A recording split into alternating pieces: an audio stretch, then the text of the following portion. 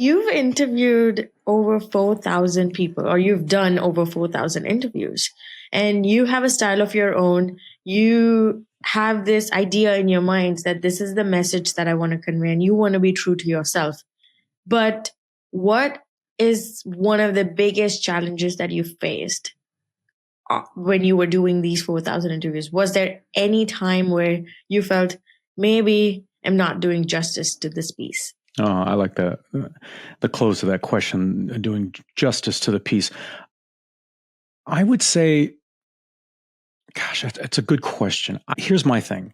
I remember when I first started interviewing, right? Now, look, my interviewing in general, if we're using the word interview in a very broad base, started long ago because I was a curious kid, always wanting to know. And I talk about my late father and how he grew up in Nazi Germany, and I would ask lots of questions and get literally nothing for years in that. So I've been in that world of sort of asking questions my whole life. I don't know any sort of other way. But when it came to interviewing guests from a media perspective, in the beginning, I would take be like 2 weeks or something to prep for a guest, trying to know everything, but I'm also a child of Star Wars, right? Right. And something about it, told me there's got to be a better way. And one time there was a change in a schedule or something, and somebody had to have that interview like in an hour or something. And I had very little time to prep. And it ended up being one of my early sort of what I would call, better interviews, because I wasn't stuck in my head, right? It was the trusting Obi-Wan Kenobi to just sort of go with the Force.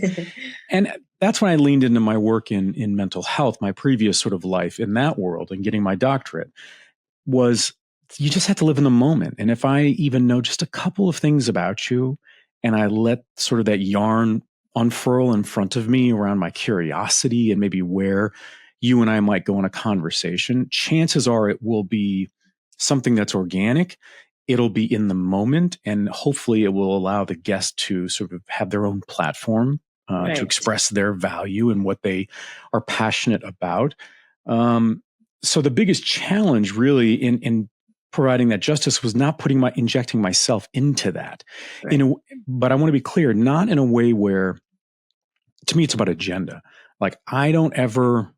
And when I've had celebrity interviews and, they'll have their handlers and you can't talk about this, or you're going to have to talk about that, I just sort of go, yeah, okay. Because I know that if I develop rapport early on with that guest, regardless of their celebrity, that they will then want to go down whatever rabbit hole we end up going down, as long as I don't have an agenda.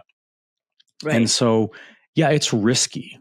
And I don't know how I would package that in advice for someone who's earlier in their career for interviewing, but trusting your gut is just, and not being afraid to share sort of an impact. Like that was part of it too. If you said something that impacted me personally and I could communicate that to you, all that did was strengthen our bond and our conversation within that given discrete period of time. Correct. That to me is different than having an agenda, right? And so the injustice to me is those rare times when maybe I felt like I had to have an agenda that was either injected into me through publicists and whoever else that had their own agenda. And that's probably when I've not been at my best.